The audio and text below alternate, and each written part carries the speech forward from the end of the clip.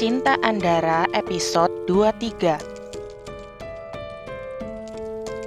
Maaf, kamu sedikit keterlaluan, kataku yang kini sudah berdiri di depan Mas Revan menghadap Amanda yang sedang menatapku dengan tatapan kesalnya. Apa yang kamu lakukan? Amanda sedikit berteriak. Seharusnya aku yang bertanya, apa yang kamu lakukan? Kamu memeluk suamiku di hadapanku. Bagaimana jika hal itu terjadi padamu?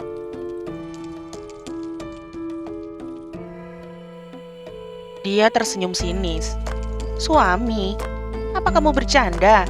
Hei, ingat, dia menikahimu karena terpaksa. Terpaksa atau tidak, aku tidak peduli.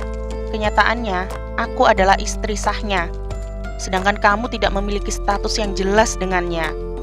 Kamu... Manda sudah tidak dapat melanjutkan kata-katanya lagi. Dia hanya bisa menunjuk-nunjukku dengan kesal. Jika kamu masih berbuat seperti itu padanya, aku dengan tegas melarangnya untuk menemuimu lagi, kataku dengan tegas, lalu meninggalkan Manda dengan tatapan kesalnya dan juga Mas Revan dengan wajah terngangahnya. Aku berjalan sedikit lebih cepat, tak mempedulikan seseorang yang sedang memanggilku dan mengejarku dari belakang. Perasaanku sungguh sangat sesak.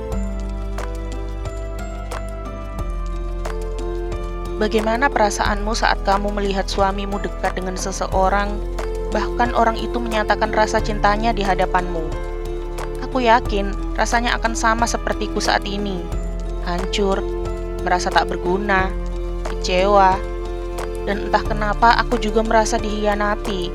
Meski sebenarnya Mas Revan juga tak mengatakan jika dia mencintai wanita tersebut.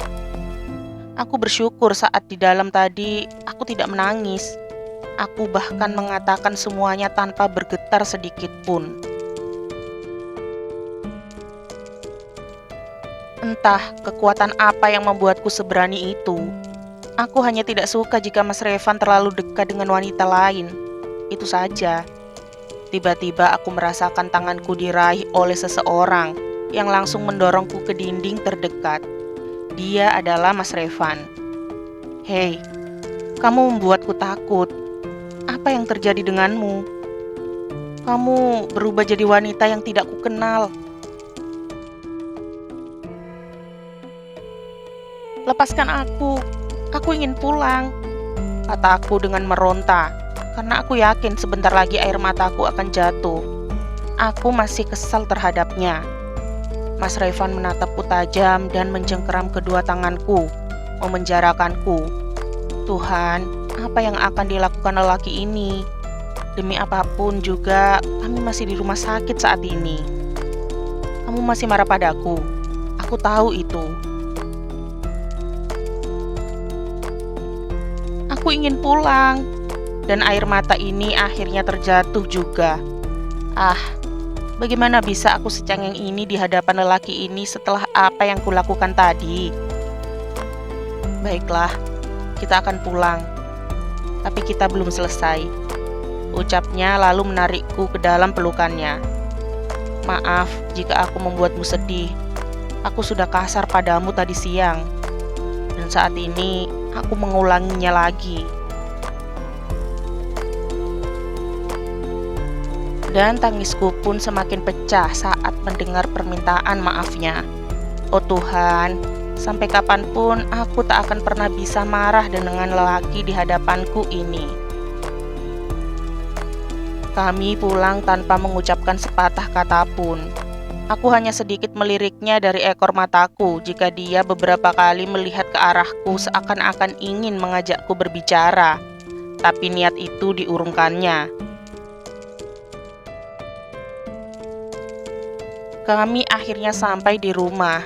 Aku masuk ke dalam kamar dan langsung melemparkan diri di atas ranjang, meringkuk di ujung ranjang dan membelakanginya. Kita belum selesai, Dara. Jangan tidur dulu. Aku lelah. Aku tahu bukan itu yang terjadi padamu. Aku merasakan dia berjalan mendekatiku. Lalu dia duduk berlutut tepat di hadapanku. Aku hanya ingin tahu apa yang terjadi denganmu. Bukankah seharusnya aku yang bertanya seperti itu? Apa yang terjadi di antara kalian? Dara, Amanda hanya teman untukku, tidak lebih. Dia hanya sahabat Lita, itu saja. Dan aku hanya memberi simpati atas keadaannya saat ini. Oh ya, tentu saja. Semua ini pasti ada hubungannya dengan Lita. Dia masih mencintai kekasihnya tersebut. Jika aku melarangmu menemuinya, apa kamu akan melakukannya, Mas? Kenapa kamu melarangku? Jika kamu tidak mempedulikan laranganku, tidak apa-apa. Tidak, bukan maksudku seperti itu. Aku hanya ingin tahu alasan kenapa kamu melarangku. Karena aku tidak suka kamu berhubungan dengannya. Kami hanya teman. Dan aku tetap tidak suka, Mas. Aku melihatnya tersenyum. Kamu cemburu? Aku memang selalu cemburu. Jawabku sedikit ketus. Lalu tiba-tiba dia menyambar bibirku. Mengulumnya penuh gairah. Dan aku hanya bisa menikmatinya.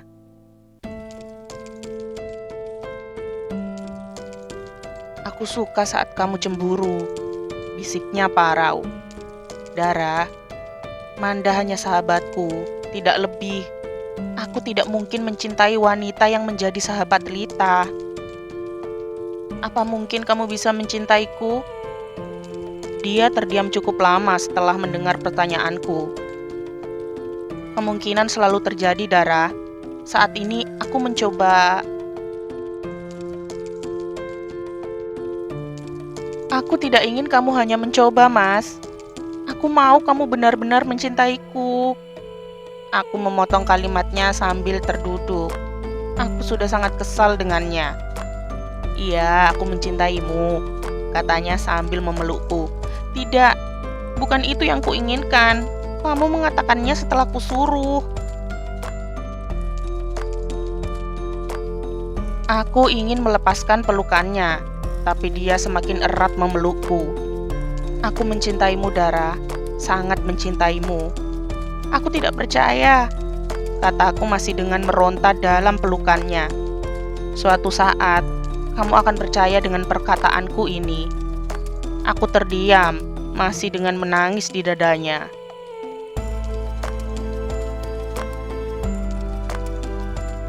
Aku akan berusaha, tapi aku tidak janji. Kamu jahat, Mas. Dara, dengarkan aku.